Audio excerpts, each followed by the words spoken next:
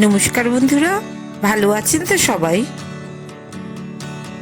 উল্টো রথের শুভেচ্ছা জানিয়ে শ্রী শ্রী জগন্নাথ দেবকে উদ্দেশ্য করে আজকে কিন্তু আমি আপনাদের সকলকে খাজা রেসিপি করে দেখাবো। খুবই সুন্দর নরম তুলতুলে মুচমুচে খাজা। এই জন্য 2 কাপ আমি ময়দা নিয়ে নিলাম, সামান্য একটু লবণ মিশিয়ে দিলাম, 3 চামচ মতন ঘি মিশিয়ে দিচ্ছি।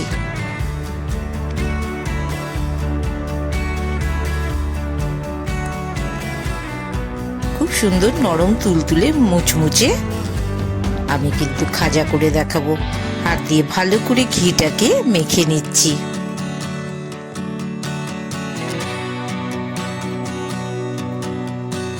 একটু মুঠো করে দেখিয়ে দিচ্ছি, এখনো কিন্তু মুঠোটা খুব সুন্দরভাবে পাকায়নি।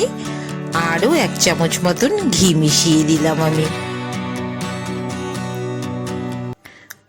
এইবার কিন্তু মুঠোটা সুন্দর হয়ে এসছে, কি সুন্দর ঝুরঝুরে করে ময়দাটা কিন্তু পড়ে যাচ্ছে। আমি একটু বাটিটা পাল্টে নিলাম। খুব ভালো করে ঘি মাখানো আছে, এই জন্য কিন্তু খুব বেশি জলের দরকার পড়বে না। 1/2 কাপ মতন জল দিলেই কিন্তু আমার 200 গ্রাম যে ময়দা নিয়েছি সেই ময়দাটা কিন্তু মাখা হয়ে যাবে। খুব নরম করে কিন্তু ময়দাটা মাখা চলবে না, একটু সামান্য একটু শক্ত করেই ময়দাটা মাখতে হবে। আমি একটু মেখে দেখিয়ে দিলাম এইভাবে। এবার কিন্তু আমি আধ ঘন্টার জন্য ঢেকে রেখে দিচ্ছি। এদিকে একটা ফ্রাই প্যানে 2 কাপ মতন আমি জল দিয়ে দিলাম। একটা চিনির শিরা কিন্তু আমি করে নিচ্ছি। 200 গ্রাম চিনি নিয়ে নিলাম, 1 কাপ চিনি। ময়দার পরিমাণ যতটা থাকছে চিনিও কিন্তু প্রায় ততটাই লাগছে। আমার 200 গ্রাম ময়দা আছে, চিনিও প্রায় 200 গ্রাম লাগছে।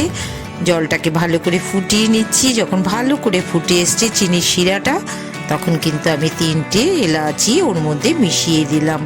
একটু হাত দিয়ে দেখিয়ে দিচ্ছি, এখনো কিন্তু স্টিকি ভাবটা আসেনি।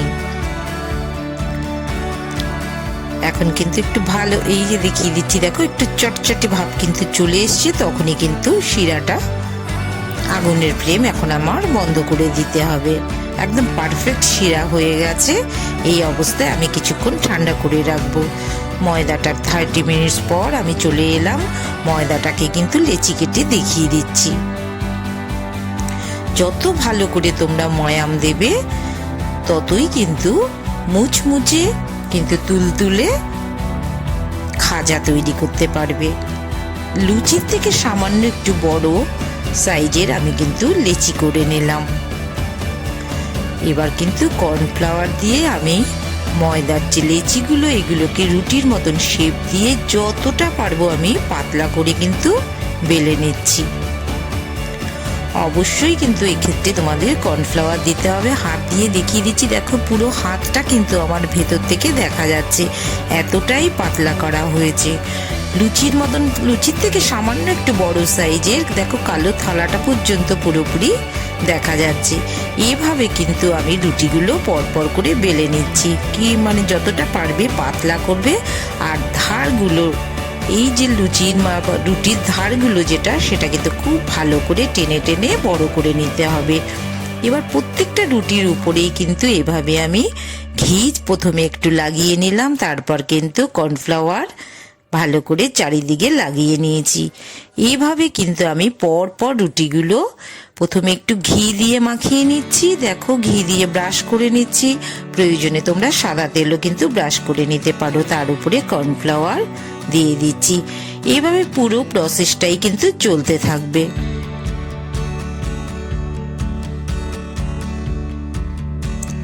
চারটি রুটি কিন্তু এভাবে পরপর চলবে।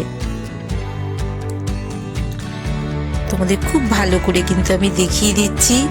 এইভাবে যদি তোমরা পাতলা করে করতে পারো, আর ময়ামটা কিন্তু অবশ্যই খুব ভালোভাবে দিতে হবে।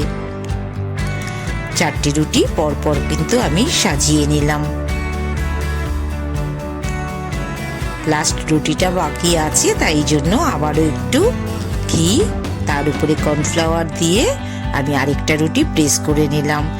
এবার দেখো তলা থেকে ধরে নিয়ে ঠিক একইভাবে কিন্তু একে ফোল্ড করে নিতে হবে,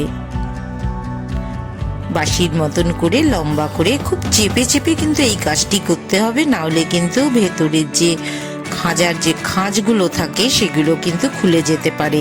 তার জন্য কিন্তু হাতের একটু প্রেসার দিয়ে তোমরা কিন্তু ভালো করে চেপে নেবে। সাইডটা একটুখানি আমি বাদ দিয়ে দিলাম। এবার কিন্তু 1 ইঞ্চির মতন করে আমি কিন্তু কেটে নিচ্ছি।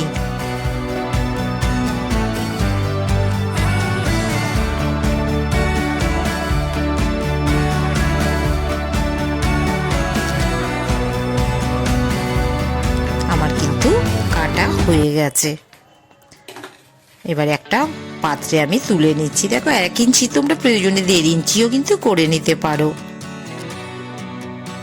একটু হাত দিয়ে দেখিয়ে দিচ্ছি, দেখো লেয়ারগুলো কিন্তু খুব সুন্দর করে বোঝা যাচ্ছে। আবারও দেখিয়ে দিচ্ছি, দেখো এইভাবে লেয়ারগুলো সুন্দর করে কিন্তু দেখা যাচ্ছে। এইভাবে রাখবে তোমরা, লেয়ারগুলো উঁচুর দিকে রেখে নেবে।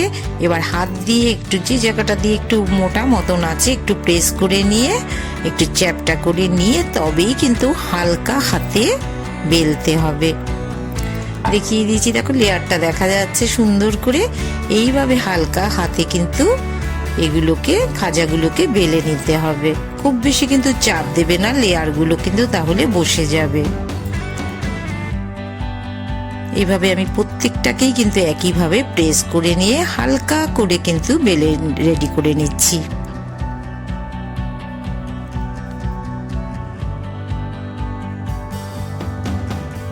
সবকটা কিন্তু আমার প্রথম 4টে দিয়ে কিন্তু রেডি হয়ে গেল। কড়াইটা যখন গরম হয়ে এসছে তখন কিন্তু বেশ কিছুটা সাদা তেল দিয়ে দিলাম আমি। তেলটা কিন্তু খুব বেশি গরম করবে না, তাহলে কিন্তু প্রথমেই লুচির মতন ফুলে উঠবে। যখন মিডিয়াম হিট হয়ে যাবে তেলটা, তখনই কিন্তু পর পর করে খাজাগুলো তেলের মধ্যে ছাড়তে হবে। আর একসাথে খুব বেশি তেলের পরিমাণের উপর ডিপেন্ড করে যে কটা খাজা ছাড়া যায়, 3টে থেকে 4টে ছাড়লেই কিন্তু ঠিক হবে। আর অবশ্যই গ্যাসের ফ্লেমটা মিডিয়াম রাখবে। পুরো দেখো সুন্দর করে লেয়ারগুলো কিন্তু সব দেখা যাচ্ছে। খুব ভালো কিন্তু নরম তুলতুলে মুচমুচে কিন্তু খাজা হবে। একটু যখন হালকা যখন একটু রেডিশ কালারটা চলে এসছে, সেই রেডিশ ব্রাউন কালার, তখন কিন্তু আমি এদের তুলে নিচ্ছি। একদম ঘি দিয়ে ভাজা, সহজেই কিন্তু তেলের মধ্যে ফ্রাই হয়ে যাবে। আর মিডিয়াম ফ্লেমে কিন্তু আমি সবকটা খাজা ভেজে নিচ্ছি।